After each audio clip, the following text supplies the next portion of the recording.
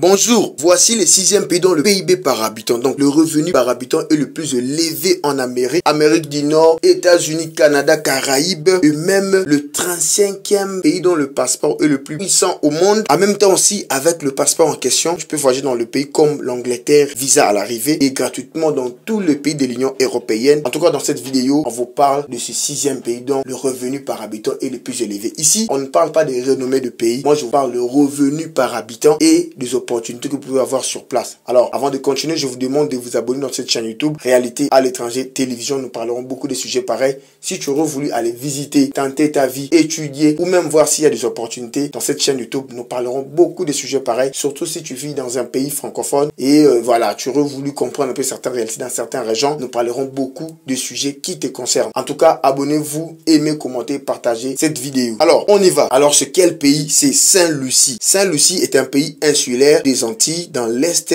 de Caraïbes et situé au nord-nord-ouest de la Barbade et au sud de la Martinique. Et le 35e passeport le plus puissant au monde dont tu peux voyager dans plus de 142 pays gratuitement, dont l'Angleterre, l'ensemble de l'Union européenne, Israël et beaucoup d'autres pays. Sa capitale est Castries, la langue parlée là-bas est l'anglais, la monnaie utilisée est le EC dollar, donc le dollar Caraïbe oriental. Le président de la République là-bas est le roi Charles III d'Angleterre. Et le salaire minimum est de 6,52 $ par heure, 1131 $ par mois. Et le PIB par habitant est de 14 181 $ américains. Et l'économie où sa richesse est basée sur le tourisme, les activités bancaires offshore sont les principales sources de revenus de Saint-Lucie. L'agriculture et plus particulièrement l'industrie bananière et le domaine qui emploie des étrangers souvent là-bas, c'est le tourisme, la restauration ou le banque offshore. Et ici, je tenais à préciser quelque chose, puisque l'île de Saint-Lucie, c'est une île touristique où il y a des bateaux de croisière qui viennent des États-Unis, du Canada, de l'Union européenne.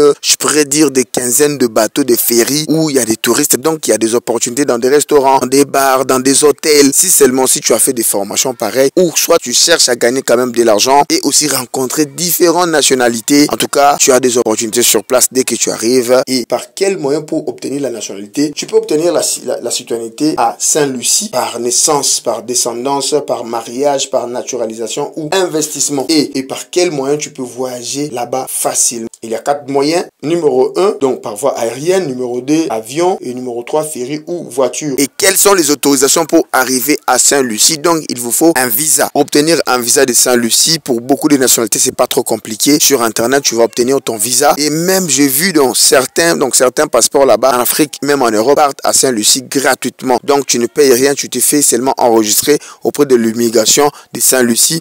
Mais le problème, pour les gens qui vont venir spécialement d'Afrique, tu seras obligé de transiter dans certains pays, soit européens ou soit d'Amérique du Sud. Bon, en fait, c'est pas compliqué si seulement tu as ton argent, tu as un projet sérieux et tu aurais voulu vraiment arriver sur place, adapté, et ce n'est pas compliqué pour vous. Si vous aurez voulu être assisté ou soit aidé, on peut toujours le faire. Contactez-nous sur le numéro affiché sur le fond de votre écran. Ça, c'était le 4e pays dont le PIB par habitant est le plus élevé en Amérique. Ici, on ne vous parle pas de renommée de pays, on vous parle de revenus, donc de l'argent que les gens gagnent sur place. Merci d'avoir suivi cette vidéo. N'oubliez pas de l'aimer, commenter, partager à vos frères et amis et on se retrouve à la prochaine.